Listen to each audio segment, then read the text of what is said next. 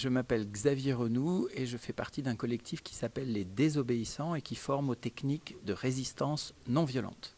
Ici, l'association ACT m'a invité à mener une formation de 2 demi-journées à la désobéissance civile. La désobéissance civile, c'est Gandhi, c'est Greenpeace, ce sont les faucheurs d'OGM avec José Bové. C'est un moyen non violent de désobéir à des lois lorsque celles-ci sont injustes pour les changer et produire à nouveau du droit plus juste. Ce sont donc 2 demi-journées d'ateliers pratiques et un peu plus théoriques autour de l'organisation d'actions de désobéissance civile, d'actions à la Greenpeace si vous voulez. Les stagiaires sont invités à réfléchir à leurs peurs, à leurs limites, à la pertinence qu'il y a à désobéir dans certaines situations, et puis ensuite à organiser ce type de désobéissance civile au terme d'une répartition de rôles, de tâches qu'il convient précisément de se répartir pour mener à bien ces actions de blocage, d'occupation, d'interpellation spectaculaire, que sais-je. Alors, nous faisons des formations un peu partout en France, y compris à l'étranger. Il y a 15 jours, j'étais à Mont-Soleil-Mines pour les Gilets jaunes. Aujourd'hui, à Châlons, pour des militants de l'écologie et quelques autres causes, les migrants, la solidarité, Gilets jaunes et autres. Je reviendrai à Châlons si on me le demande. Nous sommes très, très demandés et un nombre insuffisant de formateurs et de formatrices. Je vais là où la demande se fait sentir. Tous les week-ends, il y a des formations en France, plusieurs, puisque nous sommes plusieurs formateurs et formatrices, et que la demande est là.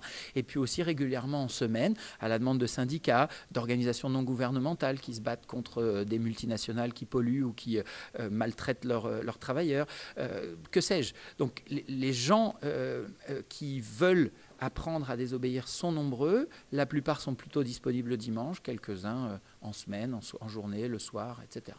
Nos stages se déroulent dans toute la France et même à l'étranger. Depuis une douzaine d'années, nous avons formé près de 5000 personnes, gilets jaunes, militants du climat, militants de la cause des femmes, de multiples causes progressistes. L'idée étant de permettre à des citoyens d'une démocratie malheureusement un petit peu malade, d'exercer pleinement leur citoyenneté. La citoyenneté passe certes par le respect des lois justes, mais aussi par la critique et éventuellement la contestation et la désobéissance aux lois injustes. La loi n'est pas un outil sacré, elle est un outil tout court. Un outil peut être perverti, peut être biaisé. On sait qu'il y a des lobbies industriels, financiers, extrêmement puissants qui pèsent sur la rédaction des lois.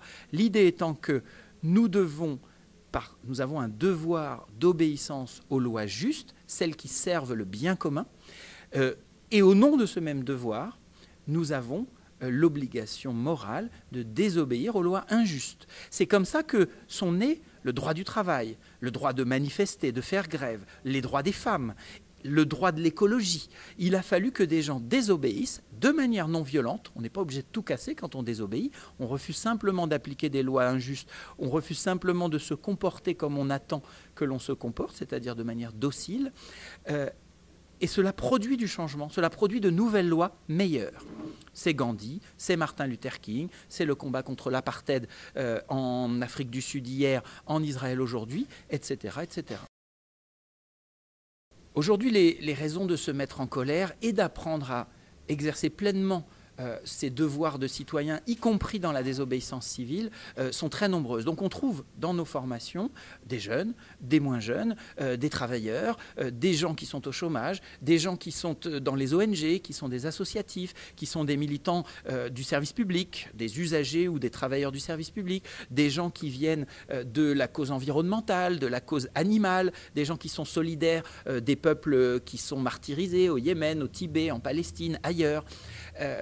Les raisons sont très nombreuses parce que les injustices sont très nombreuses et que notre démocratie est malheureusement malade, que les contre-pouvoirs qui sont en principe dans les mains des citoyens que nous sommes ne fonctionnent plus ou ne fonctionnent plus aussi bien.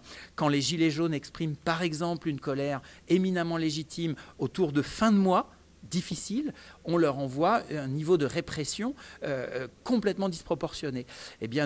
Nous pensons qu'il est non seulement possible, mais particulièrement nécessaire et même urgent, de désobéir avec les activistes du climat qui étaient autour du Châtelet jusque récemment pour dire l'urgence qu'il y a à empêcher cette catastrophe climatique qui vient, etc., etc.